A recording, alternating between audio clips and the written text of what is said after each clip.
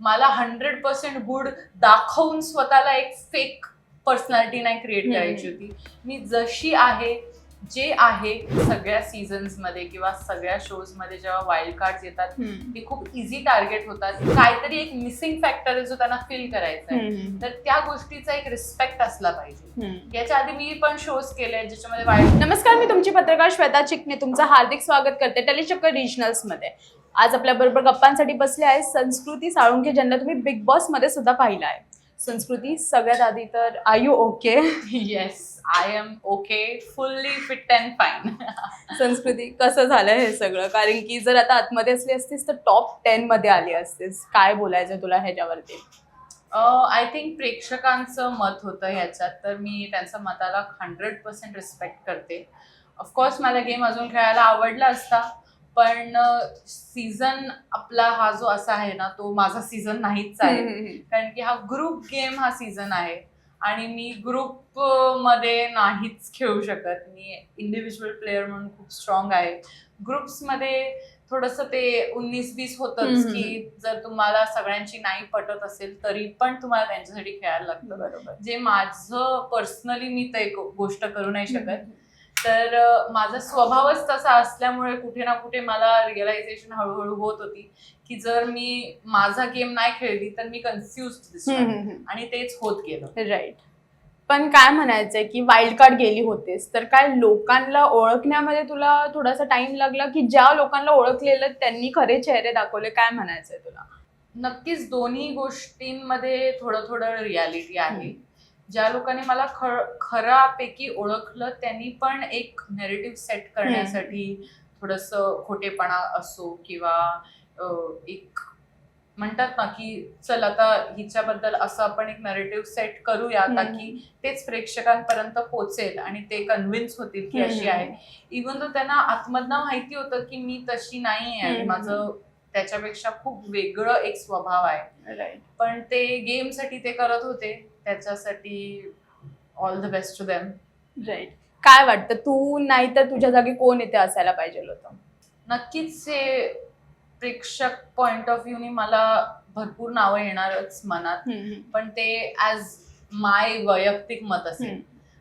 माझ्या ऐवजी जे पण या पोझिशन मध्ये असते हे ठरवण्याचं खरं आणि रिअल हक्क हा फक्त प्रेक्षकांना. पण स्टील तू आतमध्ये होतेस, तू लोकांबरोबर राहिली तर तुला समजलं असेल की कोण किती चांगला गेम खेळते, किती इन्व्हॉल्वमेंट आहे गेम मध्ये आणि कोणाचा बिलकुल पण नाहीये. तर तसं कोण तुला वाटतं? इन्व्हॉल्वमेंट वाईज तर आता सगळेच थोडंफार इन्व्हॉल्वमेंट करण्याचा प्रयत्न करत आहेत, पण सगळ्यात लो इन्व्हॉल्वमेंट वाले लोक ऑलरेडी निघून गेलेले. तर आता सगळ्यांनी गेम अप केलेला आहे. थोडाफार सगळ्यांचाच एक स्पिरिट दिसतोय, फायटिंग स्पिरिट, जो मलाही बघायला खूप आवडतं. राईट. ज्याच्यामुळे तू फर्स्ट वीक मध्ये नॉमिनेट झाली होतेस पॉवर कीमुळे, त्याच्याचमुळे तू परत एकदा पण नॉमिनेट झाली नंतर ह्याच्या टास्क मध्ये, जेव्हा गळ्यात सगळ्यांचे फोटोज होते आणि विशालमुळे तू नॉमिनेट पण झाली होतीस. तर तुला नाही वाटत की तू चुकीच्या माणसावरती विश्वास ठेवला आणि त्यांच्याबरोबर खेळलेस? मी विशाल बरोबर कधीच नाही खेळली. ते बिग बॉसनी जेव्हा टीम्स पाडलेले तेव्हा त्या टीम मध्ये मला खेळावं लागत होतं, पण मी विशालवरती कधीच भरोसा ठेवला नाही. मला 100% माहिती होतं की तो मला नॉमिनेट करणारच आहे. पण कसं होतं की जर तुम्हाला त्या टीम मध्ये असाइनमेंट मिळाली आहे तर तुमचं एक कर्तृत्व असतं की तुम्हाला तिकडे 100% देणं गरजेचं. काय म्हणायचंय की कोण गेम खेळतंय रिअल, जेन्युइन आणि कोण फेक वाटतंय तुला? जेवढे दिवस तू राहिली तेवढ्या दिवस तुला काय असं अनुभवलं? सगळेच आपला आपला गेम खेळण्याचा प्रयत्न करतायत आणि सगळ्यांचाच गेम त्यांच्या मतेने खूप रिअल आहे. हा किती रिअल आहे आणि किती फेक आहे हे तर प्रेक्षकांना कळूनच येतंय. मला त्याच्यात टिप्पणी द्यायची गरज नाहीये. प्रेक्षक खूप हुशार आहेत, त्यांना माझाही गेम कळून भरपूर वेळा कळलेलं आहे की किती रिअल आणि किती नॉट रिअल किंवा किती गोष्टी फिरवली जात आहेत. तर मला पण त्या गोष्टीमध्ये खूप सपोर्ट मिळाला आहे की माझ्यासोबत जेव्हाही अन्याय होत होता हे त्यांनी बघितलेलं आणि त्या गोष्टीच्या पाठी पण ते उभे होते. कुठे असं वाटतं का की जे डिसिजन तू घेतलेत आणि त्यानंतर तुला असं त्याचा रिग्रेट झाला असेल की नाही, हे डिसिजन मी अशा वेने घेतला असतं तर माझ्यासाठी मच बेटर असता?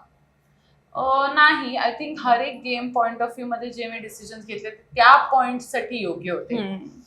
मी कधीच असा विचार नाही केला की मला नेहमीच करेक्ट दिसायचंय म्हणून मी डिसिजन घेणार. मला जे करेक्ट वाटत होतं ऍट दॅट पॉइंट, जी फिलिंग येत होती त्या एका इंट्युशन आणि फिलिंग सोबत मी गेम खेळला, म्हणून माझं एक रिअल साईड बाहेर निघालं. ते मी कधीच नाही म्हणणार की 100% माझं करेक्ट साईड बाहेर आलं असेल. आय थिंक हर एक माणूस मध्ये 50% गुड 50% बॅड असतं, त्यामुळेच तो एक माणूस आहे. 100% कोणच गुड नाही. आणि मला 100% गुड दाखवून स्वतःला एक फेक पर्सनॅलिटी नाही क्रिएट करायची होती. मी जशी आहे, जे आहे ते 100% माझ्या ऑडियन्सच्या समोर होती आणि त्यांनी मला तसंच एक्सेप्ट केलं पाहिजे, हेच माझी इच्छा. टास्क तर ठीक आहे, पण विशाल टास्कच्या जेव्हा नॉर्मल जेव्हा आपली गोष्ट होते तसा तो व्यक्ती कसा आहे? कारण की तू त्याला बाहेरून पण ओळखतेस आणि रुचिता गेल्याच्या नंतर पण एक त्याचा नवीन आम्हाला शिकार रेवा दिसून येते, तर तुला त्याच्याबद्दल काय म्हणायचं? शिकार, ओ माय गॉड, किती ट्रॉमटायझिंग वर्ड आहे. पण खरंच म्हणजे मी बाहेरना जेवढं त्याला ओळखत होती तेव्हा पण तो माझ्या ब्लॉक लिस्ट मध्येच होता. अच्छा, आताही तो माझ्या ब्लॉक लिस्ट मध्येच असणार आहे, ह्याची खात्री त्यांनी पण करून घेतली आहे 100%. आणि त्याचा गेम आणि स्वभाव हा सगळ्यांना कळून येतोच, तर मला त्याच्यामध्ये काही नवीन बोलण्याची गरज नाहीये.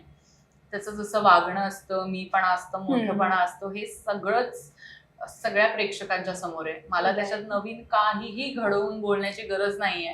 आय फील की त्याच्याबद्दल जेवढं कमी बोललं तेवढंच चांगलं आहे, कारण की त्याच्याबद्दल बोलण्या एवढं त्याला महत्व देणं मी योग्य नाही. तू जेव्हा वाईल्ड कार्ड म्हणून गेलीस, तुझ्या बरोबर अजून 2 संकेत आणि रेवा सुद्धा होते आणि तुम्ही आतमध्ये जाऊन असा प्लॅन केलेला की तुमची टीम बनवतात, पण ती जी काही बनली नाही त्याच्यावरती काय म्हणायचं? जर ती टीम बनली असती तर काय आम्हाला वेगळं दिसलं असतं? जर ती टीम बनली असती ना, तर या जे 2 ग्रुप आहेत, टोळी आणि काटा, यांनी आपसी दुश्मनी विसरले असते आणि या टीम वरती घुसले की पहिले या टीमला बाहेर काढा. राईट, जसं त्यांनी बाल्कनी. म्हणून मला कुठेही हे गुड डिसिजन नव्हतं वाटलं की 3 वाईल्ड कार्ड्सना एक ग्रुप बनायला पाहिजे. हा, आमची सिक्रेट अलायन्स होते, राईट, जी भरपूर पॉइंट पर्यंत सिक्रेटली राहिली आणि त्याच्यामुळेच ती टिकली. पण मला असं वाटतं कुठे ना कुठे संकेत रेवा दोघांनी एक कुठल्या टीम मध्ये त्यांना जॉईन व्हायचंय, कुठल्या ग्रुपमध्ये त्यांना जॉईन व्हायचं हे ते ठरवूनच आलेले आणि तेच त्यांनी केलं. तर मला असं खरंच नाही वाटत की जर आमच्या तिघांचा काय एक ग्रुप असता ओपनली तर तो खूप पुढे गेला असता. राईट. संकेतला भाऊच्या धक्क्यावरती रितेश म्हणले पण की विशाल 2.0 वाटतायत, कारण की त्यांच्या इन्फ्लुएन्स मध्ये येत आहेत. त्यानंतर रेवा पण आम्हाला कुठे ना कुठे इन्फ्लुएन्स मध्ये येताना दिसते काटा ग्रुपच्या. तर तुला त्या दोघांच्या गेम बद्दल काय म्हणायचं? त्या दोघांच्या गेम बद्दल मला एकच गोष्ट म्हणायची आहे की थँक गॉड त्यांच्यासारखी नाही खेळली मी. थँक गॉड की माझ्याकडे तेवढं डोकं होतं स्वतःचं की मी सपोर्ट घेण्याच्या चक्कर मध्ये खेळली नाही. एकटी खेळली, एकटी होती घरात. भरपूर वेळा मला एकटं न दाखवण्यासाठी भरपूर लोकांनी षडयंत्र करून तसं एक गोष्ट केलं आणि ज्या पॉइंटवरती ते 2 जण आहेत त्या पॉइंटवरती मी कधीच नव्हती. या गोष्टीची मला खूप एक आनंद आहे. राईट. आणि जेव्हा मम्माचा लेटर आला होता तो क्षण खूप इमोशनल होता तुझ्यासाठी, जे तू लेटर वाचलं तेव्हा तुला मोटिवेशन कसं भेटलं? लाईक आय थिंक त्या लेटरचा हर एक शब्द माझ्यासाठी मोटिवेशन होता. जसा माझा त्याच्या आजचा फर्स्ट वीक, जो माझा फर्स्ट हप्ता झालेला, तो खूप एक चित्र प्रकारे पार पडलेला. खूप गोष्टी ऐकलेली मी घराच्या आतमध्ये, बाकी कंटेस्टंट असू दे किंवा धक्क्यावरती भाऊ असू दे, आणि एक एक्सपेक्टेशन जे मी घेऊन आलेली त्याच्यापेक्षा खूप वेगळ्या गोष्टी झाल्यामुळे ते एक पत्राचं मोटिवेशन हे माझं असं एक ती मशाल होती माझी. मशालच म्हणतात हो, ती एक मशाल होती माझ्यासाठी जी पेटली माझ्या आतमध्ये आणि त्याच्यामुळे मला अजून खेळण्याचं मोटिवेशन भेटलं. आणि सगळ्यांचं असं म्हणणं होतं की आत्ताच आलीये तुला लेटरची गरज नाहीये, आत्ताच तू भेटून आले, तुला जास्त दिवस नाही राहिले. आणि खूप वेळा नॉमिनेट करताना पण तेच म्हणले की वाईल्ड कार्ड आहे, अजून गेम नाही दिसला आहे म्हणून नॉमिनेट केलं गेलं आहे. तर हे तुला त्यांचे जे डबल साइड फेस होते त्याच्याबद्दल काय म्हणायचं, ते कसं जस्टिफाय करशील?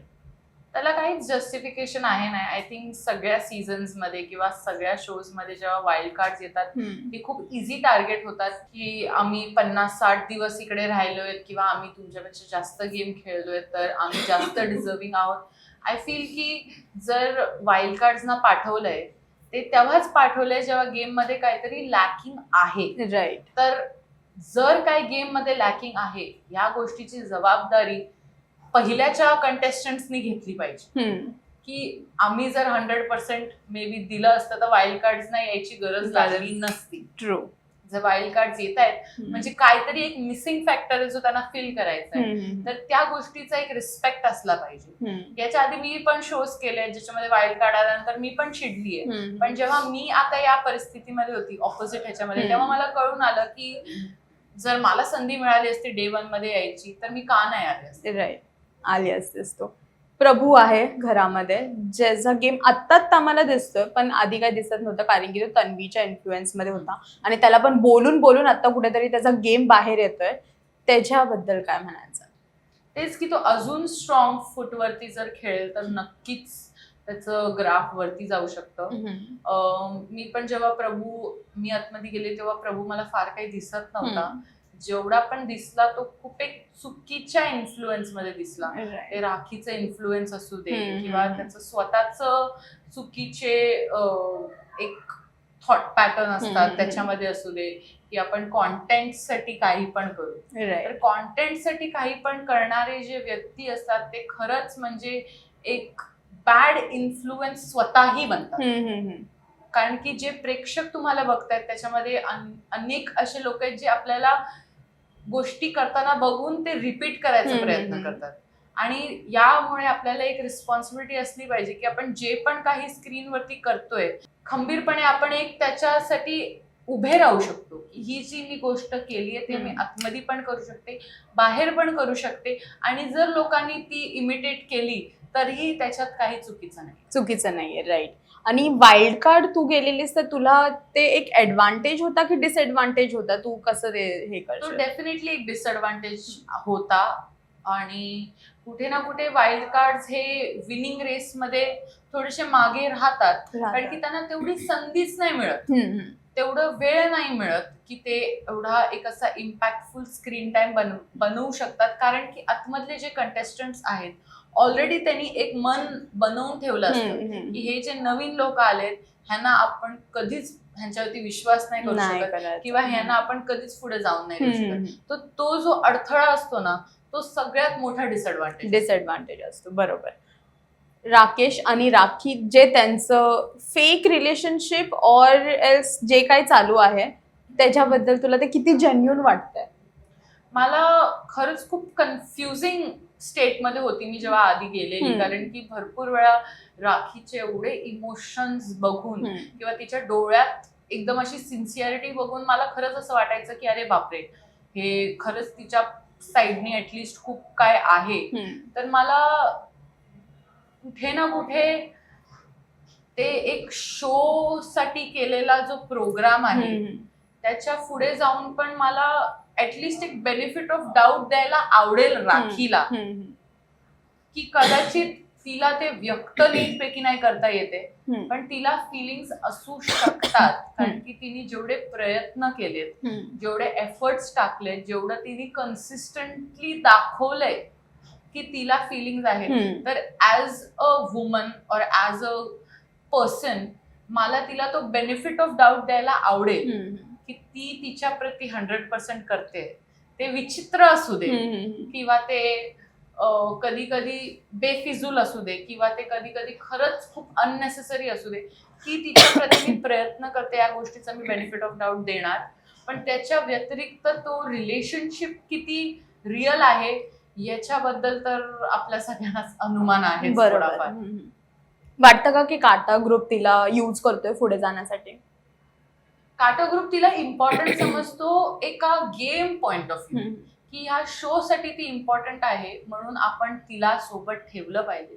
कारण की जर राखी काटा ग्रुपच्या अगेन्स्ट गेली तर त्यांना नक्कीच खूप त्रास होईल आणि तो त्रास त्यांना अवॉइड करायचा. बरोबर. टॉप 5 तर नाही, पण ट्रॉफी तरी डोक्यात असेल की ह्या व्यक्तीकडे ट्रॉफी पाहिजे, कारण की 100% दिलंय. तर डेफिनेटली आरबी किंवा तन्वीमधना कोणाला एक ट्रॉफी मिळावी अशी माझी इच्छा आहे. अच्छा. कारण की खूप मेहनत केली आहे त्या लोकांनी आणि ती मेहनत दिसून पण येत आहे. आणि कुठे ना कुठे जर त्यांनी कन्सिस्टन्सी मेंटेन ठेवली तर नक्कीच ते मिळू शकतात. ते मिळू शकत. संस्कृती, खूप छान वाटलं तुझ्याबरोबर गप्पा मारून. लास्टली so फॅन्ससाठी काय स्वीट लवली मेसेज? माझ्या सगळ्या फॅन्ससाठी हाच मेसेज आहे माझ्याकडे की थँक्यू सो मच. तुम्ही एवढं प्रेम आणि सपोर्ट केलं. माझी जर्नी भलेही अप्स आणि डाऊन्समध्ये होती तरी तुम्ही खंबीरपणे माझ्या पाठी उभे होतात आणि त्याच्यासाठी मी खूप खूप खूप आभारी. Thank you so much. Thank you so much. नमस्कार, माझं नाव संस्कृती साळुंके म्हणजे ससा आणि तुम्ही मला पाहताय टेलीचक्कर रिजनल.